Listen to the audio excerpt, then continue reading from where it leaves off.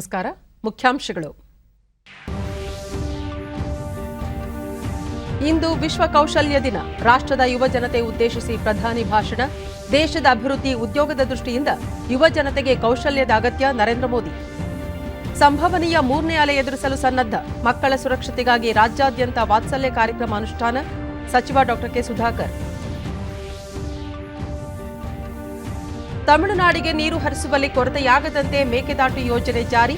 Supreme court ಆದೇಶದಂತೆ ನೀರು ಬಳಕೆ ಪ್ರಸ್ತಾವ. ಗೃಹ ಸಚಿವ ಬಸವರಾಜ ಬೊಮ್ಮಾಯಿ. ಪ್ರಧಾನಿ ನರೇಂದ್ರ ಮೋದಿ ಇಂದು ಸಂಸದೀಯ ಕ್ಷೇತ್ರ ವಾರಾಣಸಿಗೆ ಭೇಟಿ. ವಿವಿಧ ಅಭಿವೃದ್ಧಿ ಯೋಜನೆಗಳಿಗೆ ಚಾಲನೆ. ವಾರ್ತೆಗಳ ವಿವರ. ಇಂದು ವಿಶ್ವ ಕೌಶಲ್ಯ ದಿನ. ಯುವ ಜನತೆಯನ್ನು ಸಬಲೀಕರಣಗೊಳಿಸುವ ಉದ್ದೇಶದಿಂದ ಅವರಲ್ಲಿ ಕೌಶಲ್ಯದ ನೈಪುಣ್ಯತೆ ಹೆಚ್ಚಿಸಲು ಈ ದಿನ ವಿಶೇಷ ಒತ್ತು ನೀಡಲಾಗುತ್ತದೆ. 2014ನೇ ಸಾಲಿನಲ್ಲಿ ವಿಶ್ವಸಂಸ್ಥೆ ಮಹಾಧಿವೇಶನವು ಜುಲೈ 15 ವಿಶ್ವ ಯುವ ಕೌಶಲ್ಯ ದಿನವೆಂದು ಘೋಷಣೆ ಮಾಡಿದೆ. ವಿಶ್ವ ಕೌಶಲ್ಯ ದಿನ ಮತ್ತು ಸ್ಕಿಲ್ ಇಂಡಿಯಾ ಮಿಷನ್ನ 6ನೇ ವಾರ್ಷಿಕೋತ್ಸವದ ಅಂಗವಾಗಿ ಪ್ರಧಾನಿ ನರೇಂದ್ರ ಮೋದಿ ಅವರಿಂದು ರಾಷ್ಟ್ರದ ಯುವ ಜನತೆಯನ್ನು ಉದ್ದೇಶಿಸಿ ಭಾಷಣ ಮಾಡಿದರು. 6 साल पूरे होने के अवसर पर प्रधानमंत्री नरेंद्र मोदी देश के युवाओं को संबोधित करेंगे। इस मौके पर शिक्षा और कौशल विकास एवं उद्यमिता मंत्री धर्मेंद्र प्रधान और कौशल विकास एवं उद्यमिता राज्य मंत्री राजीव चंद्रशेखर भी मौजूद रहेंगे। विश्व युवा कौशल दिवस पर सभी युवा साथियों को बहुत बहुत शुभकामनाएं। दूसरी बार है जब कोरोना महामारी के बीच हम ये दिवस मना रहे हैं। इस वैश्विक महामारी की चुनौतियों ने वर्ल्ड यूथ स्किल डे की अहमियत को कई गुना बढ़ा दिया है। एक और बात जो महत्वपूर्ण है वो ये कि हम इस समय अपनी आजादी के 75 ವರ್ಷ का पर्व मना रहे हैं. ಈ ಸಂದರ್ಭದಲ್ಲಿ ಅವರು ಇಂದು ಕೌಶಲ್ಯ ಇಲ್ಲದಿದ್ದರೆ ಸಮಾಜದ ಅಸ್ತಿತ್ವವೇ ಅಸಂಭವನೀಯ. ದೇಶದ ಅಭಿವೃದ್ಧಿ ಮತ್ತು ಉದ್ಯೋಗ ಈ ಎರಡರ ದೃಷ್ಟಿಯಿಂದಲೂ ಯುವ ಜನತೆಗೆ ಕೌಶಲ್ಯದ ತೀರಾ ಅಗತ್ಯವಿದೆ. ಶಿಕ್ಷಣ ವ್ಯವಸ್ಥೆಯಲ್ಲಿ ಹೆಚ್ಚಿನ ಕೌಶಲ್ಯ ಹೊಂದುವುದು ಬಹುಮುಖ್ಯವಾಗಿದೆ ಎಂದು ಹೇಳಿದರು. ಭವಿಷ್ಯದ ಏಳಿಗೆಗೆ ಕೌಶಲ್ಯ, ಮರುಕೌಶಲ್ಯ ಹಾಗೂ ಮುಂದಿನ ಕೌಶಲ್ಯವನ್ನು ಒದಗಿಸುವುದು ಸರ್ಕಾರದ ಉದ್ದೇಶವಾಗಿದೆ. ಸಂವಿಧಾನ ಶಿಲ್ಪಿ ಡಾ ಬಾಬಾ ಸಾಹೇಬ್ ಅಂಬೇಡ್ಕರ್ ಅವರು ಸದಾ ಕೌಶಲ್ಯದ ಕುರಿತಂತೆ ಗಮನ ಹರಿಸುತ್ತಿದ್ದರು ಎಂದು ತಿಳಿಸಿದ ನರೇಂದ್ರ ಮೋದಿ, ಪ್ರಧಾನಮಂತ್ರಿ ಕೌಶಲ್ಯ ಅಭಿವೃದ್ಧಿ ಯೋಜನೆಯಡಿ ಸಾವಿರಾರು ಮಂದಿಗೆ ಉದ್ಯೋಗಾವಕಾಶ ದೊರೆತಿದೆ ಎಂದು ತಿಳಿಸಿದರು. ಭಾರತದ ಕೌಶಲ್ಯ ಭರಿತ ಕಾರ್ಯಪಡೆ ನೆರವಿನಿಂದಾಗಿಯೇ ಇಂದು ಇಡೀ ದೇಶ ಕೋವಿಡ್-19 ಸೋಂಕಿನ ವಿರುದ್ಧ ಹೋರಾಟ ನಡೆಸಲು ಸಾಧ್ಯವಾಗಿದೆ. ಆತ್ಮನಿರ್ಭರ ಭಾರತಕ್ಕೆ ಸ್ಕಿಲ್ ಇಂಡಿಯಾ ಆಧಾರವಾಗಿದೆ. ಇಡೀ ವಿಶ್ವಕ್ಕೆ ಶಿಸ್ತಿನ ಮತ್ತು ಕೌಶಲ್ಯಯುತ ಮಾನವ ಶಕ್ತಿಯನ್ನು ಒದಗಿಸುವ ಸಾಮರ್ಥ್ಯವನ್ನು ಭಾರತ ಹೊಂದಿದೆ ಎಂದು ಪ್ರಧಾನಿ ನರೇಂದ್ರ ಮೋದಿ ಹೇಳಿದರು. स्किल को महत्व देता है तो समाज की अपस्किलिंग भी होती है, उन्नति भी होती है.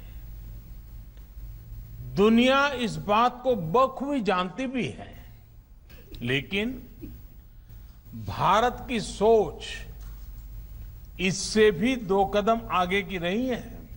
स्किल्स के बिना समाज का अस्तित्व ही असंभव है. लेकिन दुर्भाग्य से गुलामी के लंबे कालखंड में स्किल डेवलपमेंट की व्यवस्था हमारे सोशल सिस्टम में, हमारे एजुकेशन सिस्टम में धीरे धीरे कमजोर पड़ती गई. साथियों, एजुकेशन अगर हमें ये जानकारी देती है कि हमें क्या करना है, तो स्किल हमें सिखाती है कि वो काम वास्तविक स्वरूप में कैसे होगा. देश का स्किल इंडिया मिशन इसी सच्चाई, इसी जरूरत के साथ कदम से कदम मिलाने का अभियान है. मुझे खुशी है कि प्रधानमंत्री कौशल विकास योजना के माध्यम से अब तक 1.25 करोड़ से अधिक युवाओं को ट्रेनिंग दी जा चुकी है. ವಿಶ್ವ ಕೌಶಲ್ಯ ದಿನದ ಅಂಗವಾಗಿ ಮುಖ್ಯಮಂತ್ರಿ ಬಿಎಸ್ ಯಡಿಯೂರಪ್ಪ ನಾಡಿನ ಸಮಸ್ತ ಯುವ ಜನತೆಗೆ ಶುಭಾಶಯ ಕೋರಿದ್ದಾರೆ. ಭಾರತ ವಿಶ್ವದಲ್ಲೇ ಅತ್ಯಂತ ಹೆಚ್ಚು ಯುವಶಕ್ತಿಯ ಸಂಪನ್ಮೂಲವನ್ನು ಹೊಂದಿರುವ ದೇಶ. ಯುವ ಜನರ ಕೌಶಲ್ಯಾಭಿವೃದ್ಧಿಗೆ ವಿಶೇಷ ಆದ್ಯತೆ ನೀಡುವ ಮೂಲಕ ದೇಶದ ಪ್ರಗತಿಯಲ್ಲಿ ಅವರ ಪಾಲುದಾರಿಕೆಗೆ ಉತ್ತಮ ಅವಕಾಶಗಳನ್ನು ಕಲ್ಪಿಸಲಾಗುತ್ತಿದೆ ಎಂದು ಟ್ವೀಟ್ ಮಾಡಿದ್ದಾರೆ. ಅಂತಾರಾಷ್ಟ್ರೀಯ ಯುವ ಕೌಶಲ್ಯ ದಿನದ ಅಂಗವಾಗಿ ಇಂದಿನಿಂದ ರಾಜ್ಯವ್ಯಾಪಿ 1 ತಿಂಗಳ ಕಾಲ ಕೌಶಲ್ಯ ಮಾಸ ಅಭಿಯಾನ ಹಮ್ಮಿಕೊಳ್ಳಲಾಗಿದ್ದು, ಮುಖ್ಯಮಂತ್ರಿ ಬಿಎಸ್ ಯಡಿಯೂರಪ್ಪ ಚಾಲನೆ ನೀಡಲಿದ್ದಾರೆ ಎಂದು ಕೌಶಲ್ಯಾಭಿವೃದ್ಧಿ, ಜೀವನೋಪಾಯ ಮತ್ತು ಡಾ ಸಿಎನ್ ಅಶ್ವತ್ಥನಾರಾಯಣ ಬೆಂಗಳೂರಿನಲ್ಲಿ ನಿನ್ನೆ ತಿಳಿಸಿದ್ದಾರೆ. ಮುಂದಿನ ದಿನಗಳಲ್ಲಿ ಕೌಶಲ್ಯಪೂರ್ಣ ಮಾನವ ಸಂಪನ್ಮೂಲ ಸೃಷ್ಟಿ ಹಾಗೂ ಹೆಚ್ಚೆಚ್ಚು ಉದ್ಯೋಗಾವಕಾಶ ಸೃಷ್ಟಿಸುವ ನಿಟ್ಟಿನಲ್ಲಿ ಸರ್ಕಾರ ಕ್ರಮ ವಹಿಸಿದೆ. ಮುಖ್ಯಮಂತ್ರಿ ಕೌಶಲ್ಯ ಕರ್ನಾಟಕ ಯೋಜನೆಯಡಿಯಲ್ಲಿ ನಿರುದ್ಯೋಗಿ ಯುವಕರಿಗೆ ಅಲ್ಪಾವಧಿ ಕೌಶಲ್ಯಾಧಾರಿತ ತರಬೇತಿ ಕಾರ್ಯಕ್ರಮ ಹಮ್ಮಿಕೊಂಡಿದ್ದು, 2019 ಜುಲೈನಿಂದ ಈವರೆಗೆ 1,19,045 ಅಭ್ಯರ್ಥಿಗಳು ನೋಂದಾಯಿಸಿಕೊಂಡಿದ್ದಾರೆ. 57,833 ಅಭ್ಯರ್ಥಿಗಳ ತರಬೇತಿ ಪೂರ್ಣಗೊಂಡಿದ್ದು, 7,876 ಅಭ್ಯರ್ಥಿಗಳಿಗೆ ಉದ್ಯೋಗಾವಕಾಶ ಸಿಕ್ಕಿದೆ ಎಂದರು. ಪ್ರಧಾನಮಂತ್ರಿ ಕೌಶಲ್ಯ ವಿಕಾಸ ಯೋಜನೆ ಅಡಿಯಲ್ಲಿಯೂ ರಾಜ್ಯದಲ್ಲಿ ಒಟ್ಟು 25,000 ಅಭ್ಯರ್ಥಿಗಳು ನೋಂದಾಯಿಸಿದ್ದು, 16,375 ಅಭ್ಯರ್ಥಿಗಳು ತರಬೇತಿ ಪೂರ್ಣಗೊಳಿಸಿದ್ದಾರೆ. 1,561 ಅಭ್ಯರ್ಥಿಗಳಿಗೆ ಉದ್ಯೋಗಾವಕಾಶ ಒದಗಿಸಲಾಗಿದೆ. ರಾಜ್ಯದಲ್ಲಿ ಕೌಶಲ್ಯಪೂರ್ಣ ಮಾನವ ಸಂಪನ್ಮೂಲವನ್ನು ಎಲ್ಲ ಕ್ಷೇತ್ರಗಳಿಗೂ ಒದಗಿಸುವ ಉದ್ದೇಶದಿಂದ ರಾಜ್ಯದ 150 ಸರ್ಕಾರಿ ಐಟಿಐ ಸಂಸ್ಥೆಗಳನ್ನು 5,000 ಕೋಟಿ ರೂಪಾಯಿ ವೆಚ್ಚದಲ್ಲಿ ಪುನಶ್ಚೇತನಗೊಳಿಸಿ ಮೇಲ್ದರ್ಜೆಗೇರಿಸಲು ಉದ್ಯೋಗ ಎನ್ನುವ ವಿನೂತನ ಕಾರ್ಯಕ್ರಮ ಜಾರಿಗೆ ತರಲಾಗಿದೆ ಎಂದರು. ಕೋವಿಡ್ ಹಿನ್ನೆಲೆಯಲ್ಲಿ ಆನ್ಲೈನ್ ಉದ್ಯೋಗ ಮೇಳಗಳನ್ನು ವರ್ಷವಿಡೀ ಮಾಡಲು ನಿಶ್ಚಯಿಸಲಾಗಿದೆ. ಈ ಮೂಲಕ ನಿರಂತರವಾಗಿ ಉದ್ಯೋಗಾವಕಾಶಗಳನ್ನು ಸೃಷ್ಟಿ ಮಾಡಲಾಗುತ್ತದೆ. ಇದಕ್ಕೂ ಸಿಎಂ ಅವರು ಚಾಲನೆ ನೀಡಲಿದ್ದಾರೆ ಎಂದು ಇದೇ ವೇಳೆ ಉಪಮುಖ್ಯಮಂತ್ರಿ ತಿಳಿಸಿದರು. ಉಡುಪಿ ಜಿಲ್ಲೆ ಕಾರ್ಕಳ ತಾಲೂಕಿನ ಬೆಳ್ಮಣ್ನಲ್ಲಿ ನಿನ್ನೆ ಕೋವಿಡ್ 3ನೇ ಅಲೆ ಮುನ್ನೆಚ್ಚರಿಕೆಯಾಗಿ ಆಯೋಜಿಸಿದ್ದ 15 ವರ್ಷದೊಳಗಿನ ಮಕ್ಕಳ ಆರೋಗ್ಯ ತಪಾಸಣೆ ವಾತ್ಸಲ್ಯ ಕಾರ್ಯಕ್ರಮಕ್ಕೆ ಆರೋಗ್ಯ ಸಚಿವ ಡಾ ಕೆ ಸುಧಾಕರ್ ಚಾಲನೆ ನೀಡಿ ಮಕ್ಕಳಿಗೆ ಪೌಷ್ಟಿಕ ಆಹಾರದ ಕಿಟ್ಗಳನ್ನು ವಿತರಿಸಿದರು. ಶಾಸಕ ಸುನಿಲ್ ಕುಮಾರ್ ಮತ್ತಿತರರು ಸಮಾರಂಭದಲ್ಲಿ ಉಪಸ್ಥಿತರಿದ್ದರು. ಆರೋಗ್ಯ ಸಿಬ್ಬಂದಿ ಮಕ್ಕಳ ಆರೋಗ್ಯ ತಪಾಸಣೆ ನಡೆಸಿದರು. ನೂರಾರು ಮಕ್ಕಳು ಶಿಬಿರದಲ್ಲಿ ಪಾಲ್ಗೊಂಡು ತಪಾಸಣೆ ಮಾಡಿಸಿಕೊಂಡರು.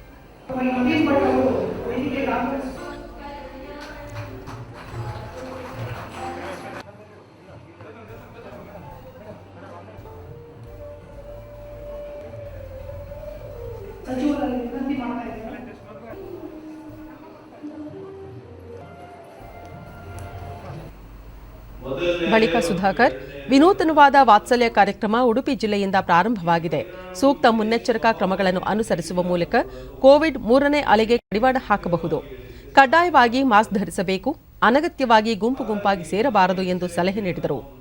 ಮಕ್ಕಳಲ್ಲಿ ಆರಂಭಿಕ ಹಂತದಲ್ಲಿಯೇ ಇನ್ನಿತರ ಆರೋಗ್ಯ ಸಮಸ್ಯೆಗಳನ್ನು ಪತ್ತೆ ಹಚ್ಚಿ ಚಿಕಿತ್ಸೆ ಒದಗಿಸುವ ಮೂಲಕ ಆರೋಗ್ಯವಂತರನ್ನಾಗಿ ಮಾಡಬೇಕಾಗಿದೆ ಎಂದು ಹೇಳಿದರು.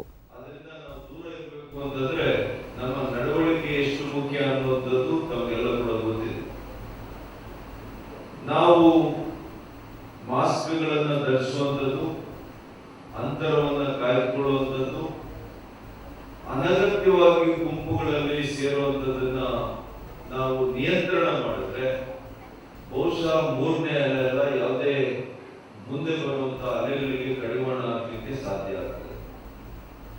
ಹಾಗಾಗಿ 3ನೇ ಅಲೆ ಆಹ್ವಾನ ಮಾಡೋದಕ್ಕೂ ಕೂಡ ಅದಕ್ಕೆ ನಾವೇ ಕಾರಣಕರ್ತರಾಗ್ತೀವಿ.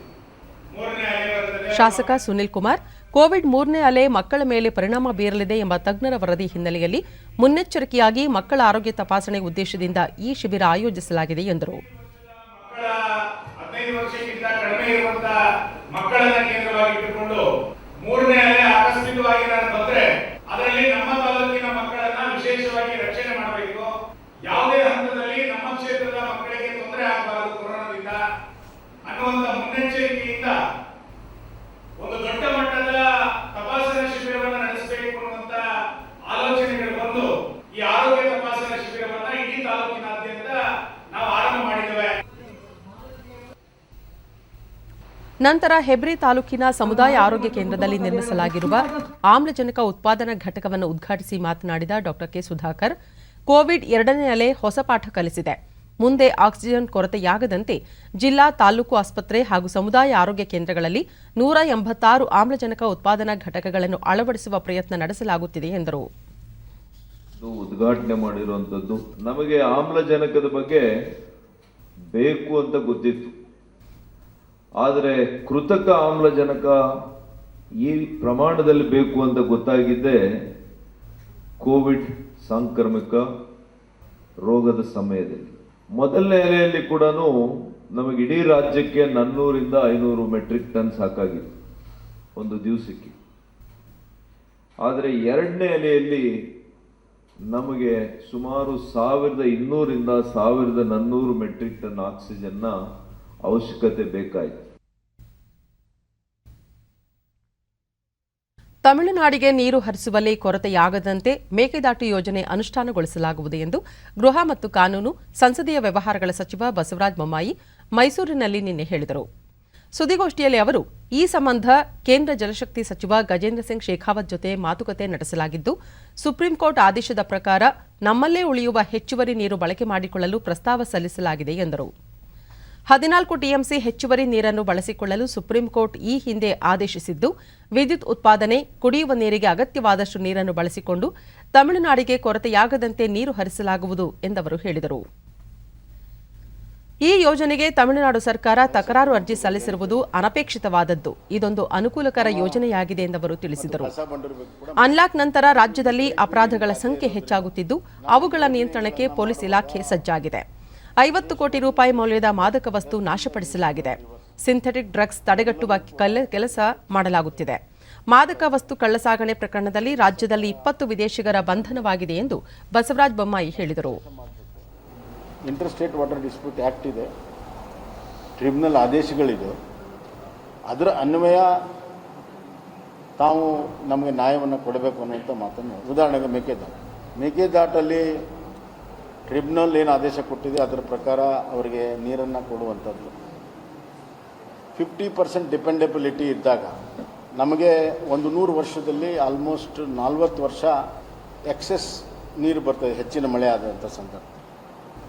ಇನ್ನು ಕೆಲವುದರಲ್ಲಿ ಮಳೆ ಕೊರತೆಯಾಗಿ ಡಿಸ್ಟ್ರೆಸ್ ಆಗುತ್ತೆ. ಇವು ಎರಡನ್ನೂ ಜವಾಬ್ದಾರಿ ನಾವು ಲಿಂಕ್ ಮಾಡದೇ ಇದ್ದರೆ ಕರ್ನಾಟಕಕ್ಕೆ ಅನ್ಯಾಯ ಆಗ್ತದೆ. ಆಂಧ್ರ ಮತ್ತು ಕರ್ನಾಟಕ ಏನು ಡಿಸ್ಪ್ಯೂಟ್ ಇತ್ತು, ಆವಾಗ ಆಂಧ್ರದವ್ರು 7 ಸ್ಕೀಮನ್ನು ನಮ್ಗೆ ಕೇಳದೆ ಮಾಡಿದ್ರು. ಆವಾಗ ನಾವು ಸುಪ್ರೀಂ ಕೋರ್ಟ್ಗೆ ಹೋಗ್ತೀವಿ. ಅಲ್ಲಿ ಸುಪ್ರೀಂ ಕೋರ್ಟ್ ಏನು ಹೇಳ್ತದೆ, ನಿಮಗೆ ನಿಮ್ಮ ನೀರಿನ ಪಾಲನ್ನು ತೊಂದರೆ ಆಗದಿದ್ದರೆ, ಕುಡಿಯೋ ನೀರಿನ ಯೋಜನೆ ಇದ್ದರೆ you need not take concurrence ಅಂತ ಇದೇ ಸುಪ್ರೀಂ ಕೋರ್ಟ್ 2002ರಲ್ಲಿ ಆದೇಶ ಕೊಟ್ಟು ಅದನ್ನು ಕೂಡ ಕೋರ್ಟ್ ಮಾಡಿದ್ದೀವಿ ನಿನ್ನೆ. ರಾಜ್ಯದಲ್ಲಿ ಕೋವಿಡ್ನಿಂದ ಮೃತಪಟ್ಟಿರುವ 10,400 ರೈತರ 81 ಕೋಟಿ ರೂಪಾಯಿ ಬೆಳೆ ಸಾಲ ಮನ್ನಾ ಮಾಡಲು ರಾಜ್ಯ ಸರ್ಕಾರ ಚಿಂತನೆ ನಡೆಸಿದೆ ಎಂದು ಸಹಕಾರ ಸಚಿವ ಎಸ್ಟಿ ಸೋಮಶೇಖರ್ ತಿಳಿಸಿದ್ದಾರೆ. ಮಂಗಳೂರಿನಲ್ಲಿ ನಿನ್ನೆ ದಕ್ಷಿಣ ಕನ್ನಡ ಜಿಲ್ಲಾ ಕೇಂದ್ರ ಸಹಕಾರ ಬ್ಯಾಂಕ್ ವತಿಯಿಂದ ಆಯೋಜಿಸಲಾಗಿದ್ದ ರೈತ ಸ್ಪಂದನ ಕಾರ್ಯಕ್ರಮ ಉದ್ಘಾಟನೆ ನಂತರ ಸುದ್ದಿಗೋಷ್ಠಿಯಲ್ಲಿ ಅವರು ಅಪೆಕ್ಸ್ ಬ್ಯಾಂಕ್, ಡಿಸಿಸಿ ಬ್ಯಾಂಕ್, ಪ್ಯಾಕ್ಸ್ಗಳಲ್ಲಿ ಸಾಲ ಪಡೆದಿದ್ದ 10,400 ರೈತರು ಕೋವಿಡ್ನಿಂದಾಗಿ ಮೃತಪಟ್ಟಿದ್ದಾರೆ. ಅವರ ಸಾಲ ಮನ್ನಾ ಮಾಡುವ ಕುರಿತಂತೆ ಮುಖ್ಯಮಂತ್ರಿ ಬಿಎಸ್ ಯಡಿಯೂರಪ್ಪ ಅವರು ಚಿಂತನೆ ನಡೆಸಿದ್ದಾರೆ. ಈ ಕುರಿತಂತೆ 3-4 ದಿನಗಳಲ್ಲಿ ಸೂಕ್ತ ತೀರ್ಮಾನ ತೆಗೆದುಕೊಳ್ಳಲಾಗುವುದು ಎಂದರು. ಅವಿಭಜಿತ ದಕ್ಷಿಣ ಕನ್ನಡ ಜಿಲ್ಲೆಯಲ್ಲಿ 154 ಸಂತ್ರಸ್ತರಿಗೆ ಸಾಲ ಮನ್ನಾ ಸೌಲಭ್ಯ ದೊರೆಯಲಿದೆ. ಕೋವಿಡ್ನಿಂದ ಮೃತಪಟ್ಟವರ ಸಾಲ ಮನ್ನಾ ಮಾಡುವ ಮೂಲಕ ಅವರ ಕುಟುಂಬಗಳಿಗೆ ನೆರವಾಗಲು ನಮ್ಮ ಸರ್ಕಾರ ಚಿಂತನೆ ನಡೆಸಿದೆ ಎಂದರು. 2020-21ನೇ ಸಾಲಿನಲ್ಲಿ ಗುರಿ ಮೀರಿ ಬೆಳೆ ಸಾಲ ನೀಡಲಾಗಿದೆ. 24,50,000 ರೈತರಿಗೆ 15,300 ಕೋಟಿ ರೂಪಾಯಿ ಸಾಲ ನೀಡುವ ಉದ್ದೇಶವಿದ್ದು, 25,067 ಲಕ್ಷ ರೈತರಿಗೆ 17,108 ಕೋಟಿ ರೂಪಾಯಿ ನೀಡಿ ಶೇಕಡಾ 114ರಷ್ಟು ಗುರಿ ಸಾಧನೆ ಮಾಡಲಾಗಿದೆ ಎಂದರು. ಕೇಂದ್ರ ಸರ್ಕಾರ ಕೃಷಿ ಸಚಿವಾಲಯದಿಂದ ಸಹಕಾರ ಇಲಾಖೆಯನ್ನು ಪ್ರತ್ಯೇಕಗೊಳಿಸಿರುವುದು ಉತ್ತಮ ನಿರ್ಧಾರ. ಇದಕ್ಕಾಗಿ ಕೇಂದ್ರ ಸರ್ಕಾರವನ್ನು ಅಭಿನಂದಿಸುತ್ತೇನೆ ಎಂದ ಅವರು, ಸಹಕಾರ ಸಂಸ್ಥೆಗಳ ಮೇಲೆ ತೆರಿಗೆ ವಿಧಿಸುವ ನಿರ್ಧಾರವನ್ನು ಮರುಪರಿಶೀಲಿಸುವಂತೆ ಕೇಂದ್ರದ ನೂತನ ಸಹಕಾರ ಸಚಿವರಿಗೆ ಮನವಿ ಮಾಡುವುದಾಗಿ ತಿಳಿಸಿದರು. 1 ಲಕ್ಷ ಕೊಡ್ತಕ್ಕಂಥ ಇವತ್ತು ಚಾಲನೆಯನ್ನು ಮಾಡಿದ್ದಾರೆ. ಸುಮಾರು 81 ಕೋಟಿ ಏನಿದೆ ಅದನ್ನು ಆಯಾ ಬ್ಯಾಂಕ್, ಡಿಸಿಸಿ ಬ್ಯಾಂಕ್ ಲಾಭದಲ್ಲಿದೆ, ಅಪೆಕ್ಸ್ ಬ್ಯಾಂಕ್ ಲಾಭದಲ್ಲಿದೆ. ಅದೆಲ್ಲವನ್ನು ಕ್ರೋಢೀಕರಿಸಿ ಅವರಿಗೆ ಸಹಕಾರವನ್ನು ಕೊಡಬೇಕು, ಸಹಾಯ ಹಸ್ತವನ್ನು ಕೊಡಬೇಕು ಅಂತಕ್ಕಂಥದ್ದನ್ನು ಕೂಡ ತೀರ್ಮಾನ ಮಾಡ್ತೇವೆ. ಆಮೇಲೆ ಸ್ವಲ್ಪ ನಮ್ಮ ಸಹಕಾರ ಇಲಾಖೆಗೆ ರಿಸರ್ವ್ ಬ್ಯಾಂಕ್ ಇರ್ಬೋದು, ಇನ್ಕಮ್ ಟ್ಯಾಕ್ಸಿಂದ ಏನು ಪ್ರಾಬ್ಲಮ್ಸ್ ಆಗ್ತಾ ಇದೆ ಅದೆಲ್ಲವನ್ನು ಅವರ ಗಮನಕ್ಕೆ ತಂದು ಇದನ್ನು ಸಾಲು ಮಾಡಿದ್ರೆ ಇನ್ನೂ ಹೆಚ್ಚಿನ ರೀತಿಯಲ್ಲಿ ಸಹಕಾರ ಸಂಸ್ಥೆಗಳು ಬೆಳೀಲಿಕ್ಕೆ ಅನುಕೂಲ ಆಗ್ತದೆ. ಅದನ್ನು ಬಗೆಹರಿಸ್ಕೊಡ್ಬೇಕು ಅಂತಕ್ಕಂಥದ್ದನ್ನು ಕೇಳ್ತಕ್ಕಂಥದ್ದಕ್ಕೆ ವ್ಯವಸ್ಥೆಯನ್ನು ಕೂಡ ಮಾಡಿಕೊಂಡಿದ್ದೇವೆ. ಯಾರ್ಯಾರು ರೈತರು ಸಾಲ ಕೇಳ್ತಾರೆ ಅವರವರ ಅನುಕೂಲಕ್ಕೆ ತಕ್ಕಂತೆ ಅಷ್ಟು ಸಾಲವನ್ನು ಒದಗಿಸ್ತಕ್ಕಂಥದ್ದಕ್ಕೆ ಮೊದಲನೇದು DCC ಬ್ಯಾಂಕ್ ಮಂಗಳೂರು ಪ್ರಥಮ ಸ್ಥಾನದಲ್ಲಿದೆ. 21 DCC ಬ್ಯಾಂಕ್ಗಳು ಈಗ 21 ಆಮೇಲೆ ಲಾಭದಲ್ಲೂ. ಚಿಕ್ಕಬಳ್ಳಾಪುರ ಜಿಲ್ಲೆ ಬಾಗೇಪಲ್ಲಿಯಲ್ಲಿ ನಿನ್ನೆ ವಿಧಾನಸಭೆ ವಿರೋಧ ಪಕ್ಷದ ನಾಯಕ ಸಿದ್ದರಾಮಯ್ಯ ಹಾಗೂ ಕೆಪಿಸಿಸಿ ಅಧ್ಯಕ್ಷ DK ಶಿವಕುಮಾರ್ ಅವರು ಕೋವಿಡ್ ಸಂತ್ರಸ್ತ ಕುಟುಂಬಗಳಿಗೆ ದಿನಸಿ ಕಿಟ್ ವಿತರಿಸಿದರು.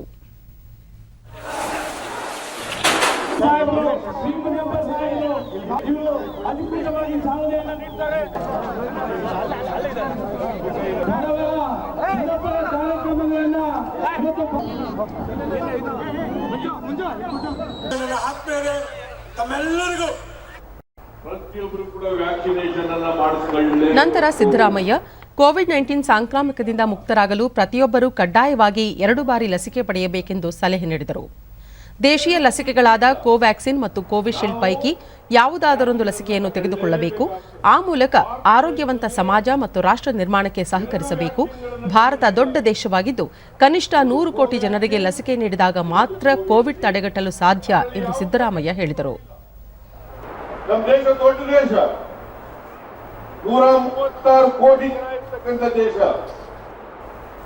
ಕನಿಷ್ಠ 100 ಕೋಟಿ ಜನರಿಗೆ ವ್ಯಾಕ್ಸಿನ್ ಮಾಡಿದಾಗ ಮಾತ್ರ ಈ ರೋಗ ತಡೆಗಟ್ಟಲಿಕ್ಕೆ ಸಾಧ್ಯ ಆಗ್ತದೆ, ಇಲ್ಲದೆ ಸಾಧ್ಯ ಆಗಲ್ಲ. ಕೆಪಿಸಿಸಿ ಅಧ್ಯಕ್ಷ DK ಶಿವಕುಮಾರ್ ಪಕ್ಷದ ಕಾರ್ಯಕರ್ತರು ಮನೆ ಮನೆಗೆ ತೆರಳಿ ಜನರ ಸಂಕಷ್ಟಕ್ಕೆ ನೆರವಾಗಬೇಕೆಂದು ಮನವಿ ಮಾಡಿದರು.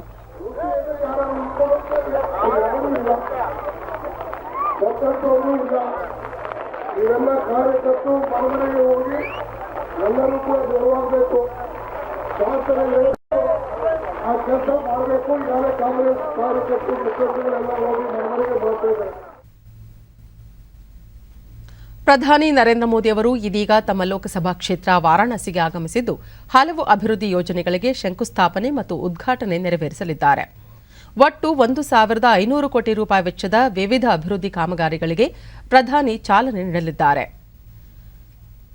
ಬೆಳಗ್ಗೆ BHUನಲ್ಲಿ 100 ಹಾಸಿಗೆಗಳ MCH ವಿಭಾಗ, ಗೋದೌಲಿಯಾದಲ್ಲಿ ಬಹು ಹಂತದ ಪಾರ್ಕಿಂಗ್ ವ್ಯವಸ್ಥೆ, ಗಂಗಾ ನದಿಯಲ್ಲಿ ಪ್ರವಾಸೋದ್ಯಮ ಅಭಿವೃದ್ಧಿಗಾಗಿ ರೋರೋ ನೌಕೆಗಳು ಮತ್ತು ವಾರಾಣಸಿ ಘಾಜಿಪುರ ಹೆದ್ದಾರಿಯಲ್ಲಿ ತ್ರಿಪಥದ ಮೇಲ್ಸೇತುವೆ ಸೇರಿದಂತೆ ಒಟ್ಟು 744 ಕೋಟಿ ರೂಪಾಯಿ ಮೌಲ್ಯದ ವಿವಿಧ ಮೂಲಸೌಕರ್ಯ ಯೋಜನೆಗಳನ್ನು ಪ್ರಧಾನಿ ಉದ್ಘಾಟಿಸಲಿದ್ದಾರೆ.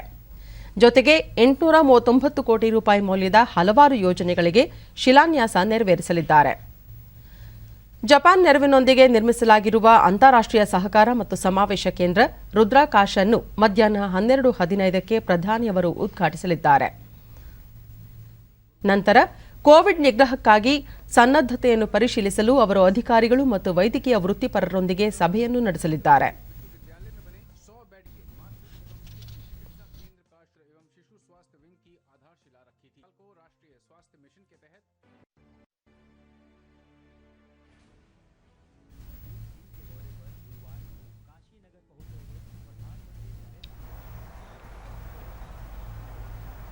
काशी के लोकप्रिय सांसद के यशस्वी प्रधानमंत्री आदरणीय नरेंद्र मोदी जी का मैं प्रदेश वासियों की ओर से और आप सब की ओर से हृदय से स्वागत करता हूं, अभिनंदन करता हूं।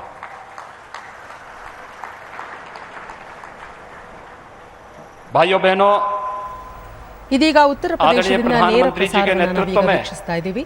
ಅಲ್ಲಿನ ಮುಖ್ಯಮಂತ್ರಿ ಆದಿತ್ಯನಾಥ್ ಇದೀಗ ಮಾತನಾಡುತ್ತಿದ್ದಾರೆ. काशी ने देश और दुनिया के सामने ಈ ಕಾರ್ಯಕ್ರಮದಲ್ಲಿ ಪ್ರಧಾನಮಂತ್ರಿ ನರೇಂದ್ರ ಮೋದಿ ಅವರು ಉಪಸ್ಥಿತರಿದ್ದಾರೆ. अपनी जो नई पहचान बनाई है,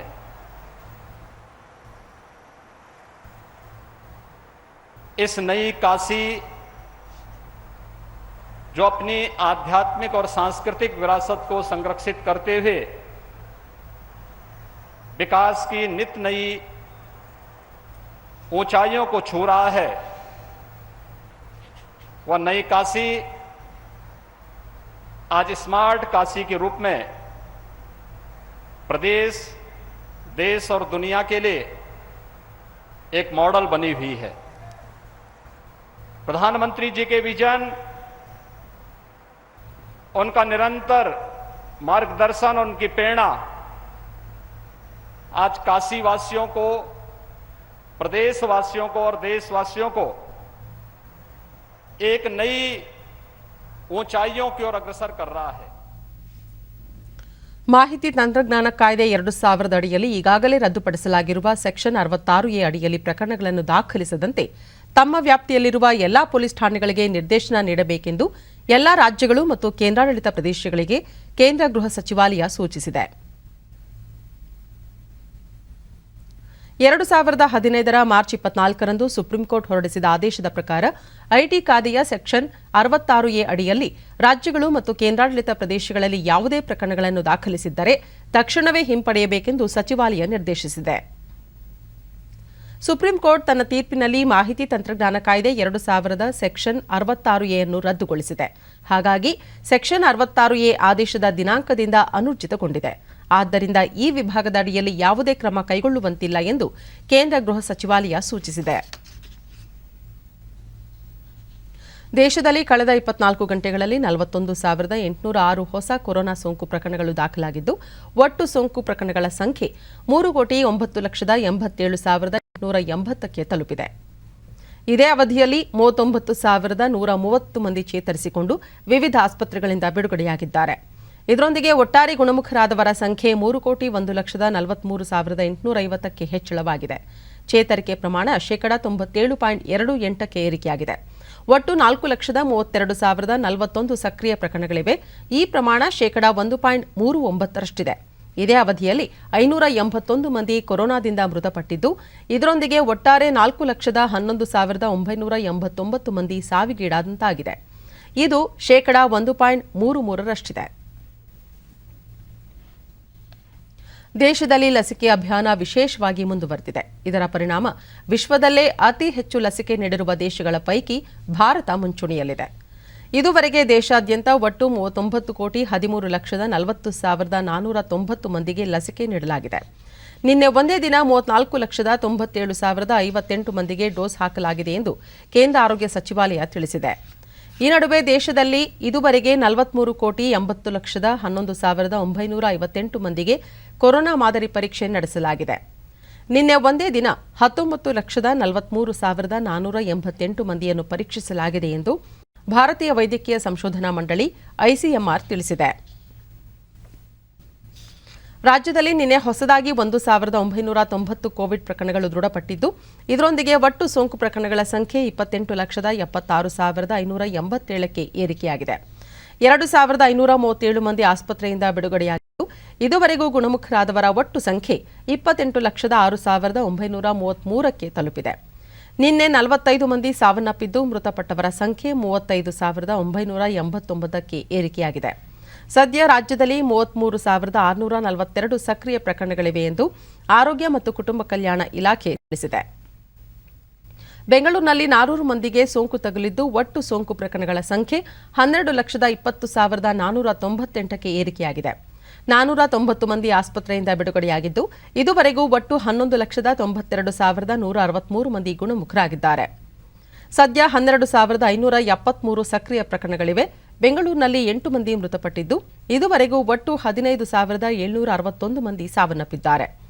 ಯಾದಗಿರಿ ಜಿಲ್ಲೆಯಲ್ಲಿ ಯಾವುದೇ ಪ್ರಕರಣ ವರದಿಯಾಗಿಲ್ಲ. ಉಳಿದಂತೆ ರಾಜ್ಯದ ವಿವಿಧ ಜಿಲ್ಲೆಗಳಲ್ಲಿ ದಾಖಲಾಗಿರುವ ಸೋಂಕು ಪ್ರಕರಣಗಳ ಸಂಖ್ಯೆ ಈ ರೀತಿ ಇದೆ.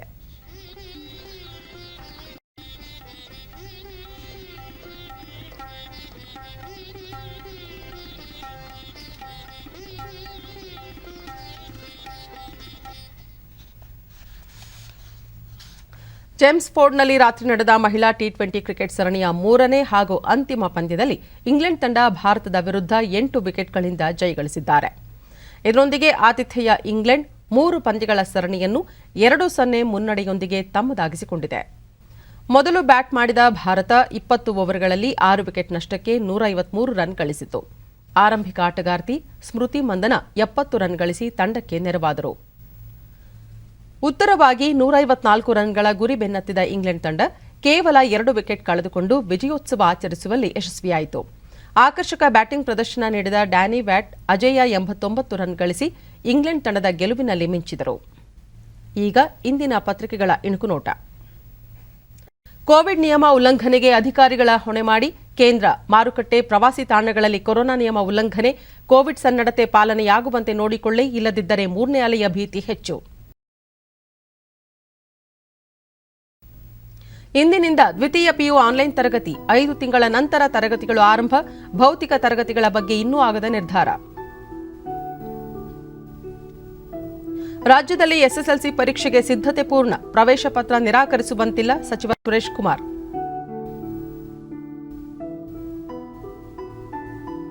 ರಾಜ್ಯಾದ್ಯಂತ ವರುಣಾರ್ಭಟ, ಮುಂದಿನ 4 ದಿನಗಳ ಕಾಲ ಭಾರೀ ಮಳೆ, ಹವಾಮಾನ ಇಲಾಖೆ ಮಾಹಿತಿ. ಒಲಿಂಪಿಕ್ಸ್ನಲ್ಲಿ ಚಿನ್ನ ಗೆದ್ದವರಿಗೆ 5 ಕೋಟಿ ರೂಪಾಯಿ, ಬೆಳ್ಳಿ ಗೆದ್ದವರಿಗೆ 3 ಕೋಟಿ, ಕಂಚು ಪಡೆದವರಿಗೆ 2 ಕೋಟಿ ಬಿಎಸ್ ಯಡಿಯೂರಪ್ಪ. ಇವು ಇಂದಿನ ಪತ್ರಿಕೆಗಳ ಪ್ರಮುಖ ಸುದ್ದಿ. ಉಳಿದಂತೆ ವಿದ್ಯುತ್ ಬೈಕ್ ಟ್ಯಾಕ್ಸಿಗೆ ಚಾಲನೆ, ಸಿಎಂ ಬಿಎಸ್ವೈ ಉಪಸ್ಥಿತಿ, ರಾಜ್ಯದ ಪ್ರಮುಖ ನಗರಗಳಲ್ಲಿ ಜಾರಿ. ಕೇಂದ್ರ ನೌಕರರಿಗೆ ಮತ್ತೆ ಡಿಎ ಪ್ರಮಾಣ ಶೇಕಡ 17ರಿಂದ ಶೇಕಡ 28ಕ್ಕೆ ಏರಿಕೆ, ತಡೆ ಹಿಡಿದಿದ್ದ 3 ಡಿಎ ಮರುಜಾರಿ. ಮಕ್ಕಳ ಚಿಕಿತ್ಸೆಗಾಗಿ ಸಿದ್ಧವಾಗುತ್ತಿವೆ ಆಸ್ಪತ್ರೆಗಳು, ಸಜ್ಜಾಗಲು ಅಕ್ಟೋಬರ್ 15 ಗಡುವು. ಕೊರೋನಾ 3ನೇ ಅಲೆ ಭೀತಿ ಹಿನ್ನೆಲೆ ಆರೋಗ್ಯ ಇಲಾಖೆ ಮೇಲ್ವಿಚಾರಣೆ. ಅಗ್ಗವಾಗಲಿವೆ oximeter, BP machine, trade margin ಶೇಕಡ 70ಕ್ಕೆ ಮಿತಿಗೊಳಿಸಿದ ಎನ್ಪಿಪಿಎ, 20ರಿಂದ ಪರಿಷ್ಕೃತ ಬೆಲೆ ಜಾರಿಗೆ. ಪಿಟಿ ಉಷಾ ದಾಖಲೆ ಮುರಿದ ಖೋಖೋ ಆಟಗಾರ್ತಿ, ಒಲಿಂಪಿಕ್ ಕ್ರೀಡಾಕೂಟದಲ್ಲಿ ಚಿನ್ನದ ಭರವಸೆ. ಗುಂಡೂರು ಎಕ್ಸ್ಪ್ರೆಸ್ ಧನಲಕ್ಷ್ಮಿ ಸ್ಫೂರ್ತಿ ಕಥೆ.